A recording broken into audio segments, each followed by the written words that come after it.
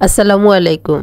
মাছের ভর্তা আমাদের সকলেরই কম বেশি পছন্দ, তবে টাকি মাছ পছন্দ করে না এমন অনেক ব্যক্তি আছেন। যদি টাকি মাছ এভাবে ভর্তা করেন, আশা করছি যারা পছন্দ করেন না তারাও খুব সহজে এই রেসিপিটি তৈরি করে খেতে পারবেন। এজন্য আমি কয়েকটি টাকি মাছ ভালোভাবে ধুয়ে নিয়েছি। এরপর এগুলোকে অল্প কিছু কাঁচামরিচ, কয়েক কোয়া রসুন আর সামান্য লবণ দিয়ে সেদ্ধ বসিয়ে দিচ্ছি। সাথে কিছুটা পানিও অ্যাড করে নিচ্ছি। মাছগুলো ডুবে থাকে সেই পরিমাণে দিচ্ছি পানি। এবার এই মাছগুলোকে চুলার আঁচে বসিয়ে দিব ভালোভাবে সিদ্ধ না হওয়া পর্যন্ত, আর ততক্ষণ চুলার উপর রাখবো যতক্ষণ না পানি টেনে আসে।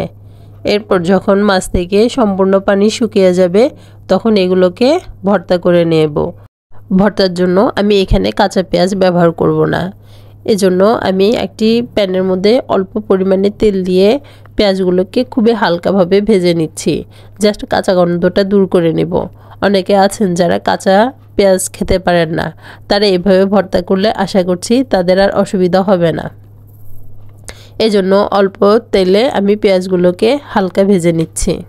পেঁয়াজ থেকে কাঁচা গন্ধটি যাওয়ার পরে আমি এগুলোকে আলাদা করে তেল সরিয়ে নিচ্ছি।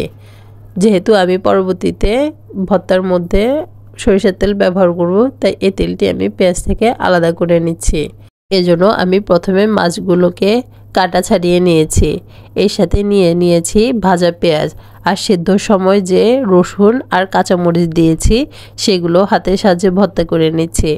আর এই ভর্তার স্পেশাল হচ্ছে কুচানো আদা। আমি এখানে অল্প পরিমাণে কুচানো আদা ব্যবহার করেছি। আপনারা এই জিনিসটি স্কিপ করবেন না। এই আদাটা দিলে এই ভর্তাটির ফ্লেভার চেঞ্জ হয়ে যায়, তাই চেষ্টা করবেন এই ভর্তায় আদাটি কোনোভাবে যাতে স্কিপ না হয়। এবার সবগুলো উপকরণ লবণ দিয়ে খুব ভালোভাবে মাখিয়ে নিচ্ছি। এরপর পেঁয়াজ দিয়ে সবগুলো খুব ভালোভাবে মাখিয়ে নিব। সবশেষে এর মধ্যে কিছুটা সরিষার তেল দিয়ে দিব। সরিষার তেল দিয়ে এই ভর্তাটি খুব ভালোভাবে মাখিয়ে নিব। অনেকে যারা ধনিয়া পাতা পছন্দ করেন তারা এই ভর্তায় ধনিয়া পাতা দিতে পারেন। আমি কিছুটা পরিমাণ ধনিয়া পাতা এখানে ব্যবহার করেছি। এই ভর্তাটি আপনারা বাসায় তৈরি করবেন। আশা করছি এই ভর্তাটি আপনাদের খাওয়ার রুচি অনেকটাই বাড়িয়ে দিবে। আমি এই ভর্তায় প্রথমে কাঁচামরিচ ব্যবহার করেছি, তবে এই কাঁচামরিচটি ভর্তার জন্য যথেষ্ট নয়। এখানে আমি আরও কিছুটা শুকনো মরিচ ব্যবহার করছি। এই শুকনো মরিচ আমি আগে থেকে চিলি ফ্লেক্স করে নিয়েছি। প্রয়োজনে আপনারা এটি ব্যবহার করতে পারেন, স্কিপ করলেও সমস্যা নেই। সবশেষে ধনিয়া পাতা দিয়ে এই ভর্তাটি গরম গরম ভাতের সাথে পরিবেশন করবেন। ধন্যবাদ।